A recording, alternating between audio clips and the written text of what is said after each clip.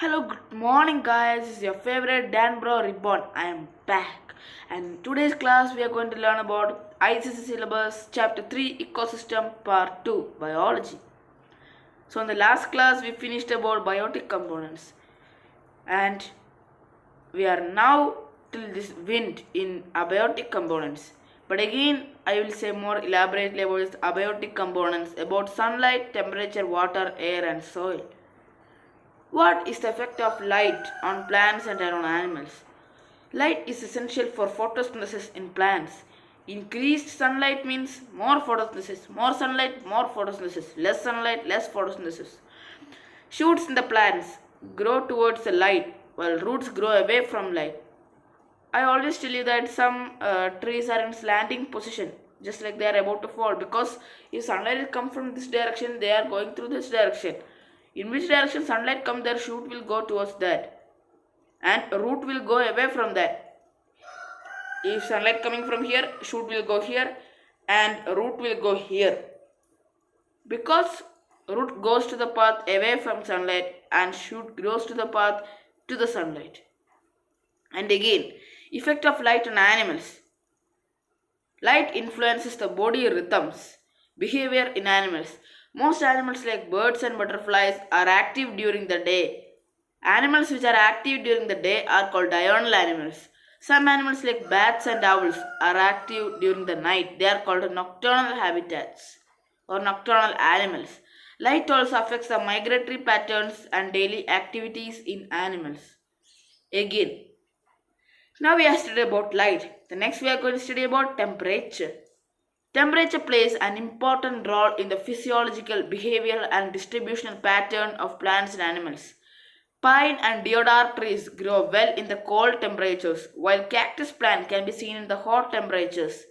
Again, polar bear and penguin are adapted to live in very extreme cold temperatures, and camel can survive in very extreme hot temperature. But deer, zebra, and us, okay, human beings and monkeys survive well in the moderate temperature, moderate medium. Temperature also influences the migratory patterns. Birds like Siberian cranes migrate to warmer regions when conditions become very cold in the homeland.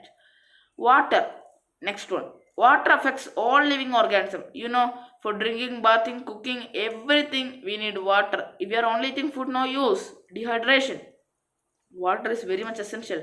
Without water, we might die. And again, water affects the climate through rainfall and temperature. Again, if water is God, again through rainfall, it is coming again. It's a continuous cycle, the water cycle. Amount of water in the soil affects the photosynthesis and seed germination. More rainfall, more water in the soil. More water in the soil, more uptake of water and minerals. More uptake of water and minerals, more photosynthesis. More photosynthesis, less time to prepare the food and giving us oxygen. Only more oxygen only we can survive. Less oxygen no use. Availability of water influences the distribution of plants and animals on earth. Deserts have little water and so there is scanty variation and vegetation and very few animals. But rainforests, Amazon rainforest example have good amount of rainfall and so have dense vegetation and large number of animals. Again, air. Air contains greenhouse gases like carbon dioxide, nitrogen dioxide, and methane, which reflect the heat back to earth and make the earth's surface warm and suitable for life. And these greenhouse gases, they are good. They are good to the surface of earth, but if they are more only, that will cause greenhouse effect, that is global warming. If the heat in the earth, if the greenhouse gases are more, they will store that heat. If heat is in this room, if there is heat and if the windows are closed for so much time, the heat is coming from a hole in the wall and there is no closed surface, the heat will increase, no? And you may okay. So next we are going to study about wind and soil. Wind, what is its use? Wind helps in pollination and dispersal of seeds in plants. Dry wind causes excessive transpiration. Wind causes change in temperature, humidity, rainfall, and thus affects both plants and animals. Again, soil. Soil vary in their mineral composition, amount of humus, and size of particles. And the soil's importance is in its acidic level. Acidic level should be low. And again, in the fertility of the soil, makes soil the champion in the game, or it is a poke of the game. That is alluvial soil, most fertile. If it is having black soil, red soil, laterite soil, example, we are looking the most fertile soil. If the fertility only increase only, the plants will grow nicely as we desire. If it is bad or if it is more acidic, plant will die. And again, soil provides habitat to many burrowing animals like rats and rabbits and decomposers that feed on dead and decaying matter. Their habitat or their place of living, like centipede and all, they are living inside the soil. And again, we are going to after many researches, we are going to study more about this forest ecosystem. More new things that have got inside your mind. So, what's a forest? Forests are large ecosystems where a variety of trees, plants, animals, birds, microorganisms, and also macroorganisms lives in harmony in natural environment. And again, different forests have different types of plants like trees, creepers, climbers, herbs, shrubs, and variety of animals depending on the climatic conditions. Forests have plants. Plants produce various types of fruits and seeds. With these fruits and seeds, we live. And again, some people in the forest are living, tribes.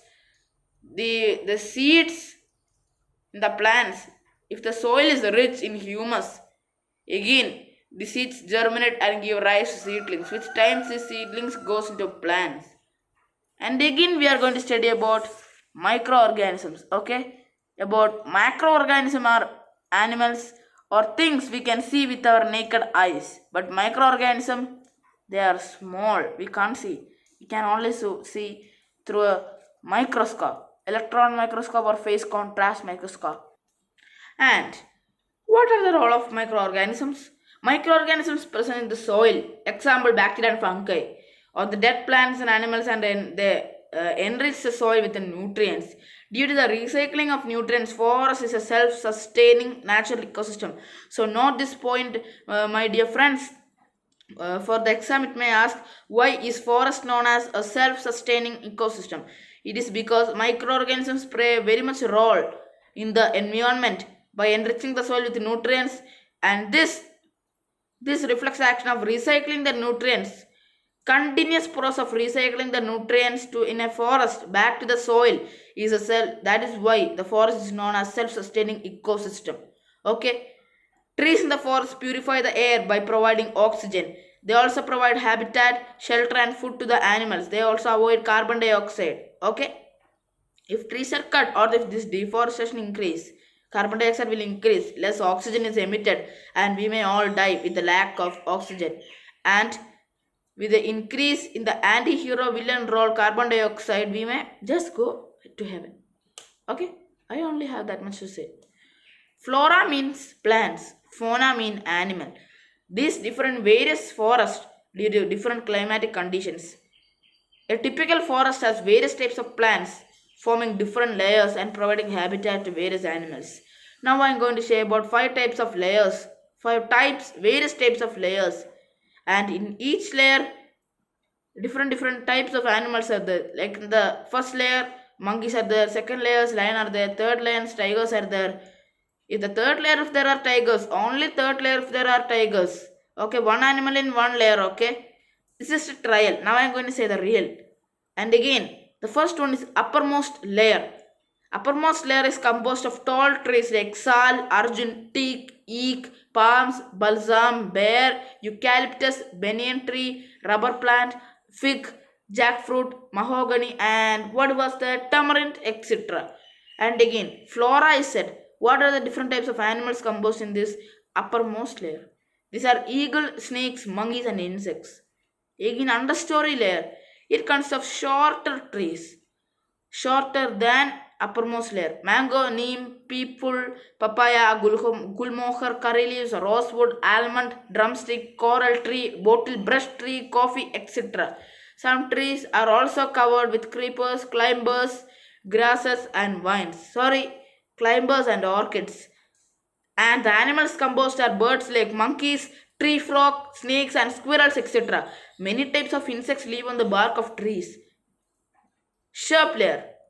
It consists of shrubs of flowers, fruits and berries, bamboo and again the tea, spices, tall grasses and vines. And again, birds, small animals, insects like butterflies, dragonflies, bees, ants, larger animals like elephants, lion, tiger, bear, deer, bison, wolves, etc. are in the shrub layer. So, the animal size increases and the plant size decreases as we go higher. And again, herb layer. It consists of very small plants than shrub. You all know that herb is smaller than shrub. Tree, shrub, herb, climber, creeper. And again, herb layer consists of very small plants of different herbs, flowers, fruits, ferns and grasses. And again, it composed of rabbits, snakes, monkeys, snails, and again insects like grasshoppers, mosquitoes, bugs and beetles. And again, forest floor. Forest floor, it has moss, mushrooms, very tiny herbs, fallen leaves, seeds, fruits, plants and animal waste. And you know why this forest floor is looking, some part is fully black? It is because uh, some people are living in the forest, and when they are eating these fruits and all, they throw their seeds, and these seeds, their nutrients are enriched by the soil. They go into plants, but their nutrients and again the decomposes all these there are many trees, no, so their dry leaves will come again, they are converted into humus, a black mass. So since many trees, if there are 500 trees, sometimes in one tree if there are 50 leaves and all, what is 100 into 50? That is 5,000. That much leaves is converted to humus, means that part full will be black in color. That is called humus. That is why the forest floor is an uneven soil surface of the forest present below the herb layer, and some chivid sound will be there. Chivid, you know, one shabd. And again, a black mass of soil will be there where forest floor, it has dried and fallen leaves, branches, stems, seeds, and I will say the fruits. It also has animal dung, animal waste, droppings, dead animals and animal waste, etc. Again, it is a habitat or a living place for a number of animals like earthworms, millipedes, centipedes, snail, many type of insect like ants, bugs and beetles. It also has decomposers like fungi, bacteria and other microorganisms which decompose the dead and microorganisms, decaying matter in the forest. That is one correction, okay. The forest floor is generally dark, I said, because of humus. Sunlight does not reach there, so it may be a little cold, okay, but doesn't think, sometimes it may be night and animals can clearly see through. Don't walk like you are the man of the forest, okay. Sometimes tigers will see, come on little man, come on, let me tickle your body, and again we will come there and the tiger is we are dead. What dead, okay. Don't play any courageous role, okay. Don't read the story of Robert the Hook and don't go there, okay. Don't go there like a courageous man from the story of the tiger or spider. You'll go in front of a lion and you may become a prey and may become predator and you are dead. That's a comedy, okay. Always a seriousness class. Why so serious? Some people are asking. Why so serious? No tension free classes. And again, you don't need any tension, okay. You simply study. You just first read and then study sentence by sentence. You can get the meanings and you can clearly study any difficult question answers because you are becoming high secondary students, okay. This is the most important phase and stage of life. Make sure you utilize your life. You only have once.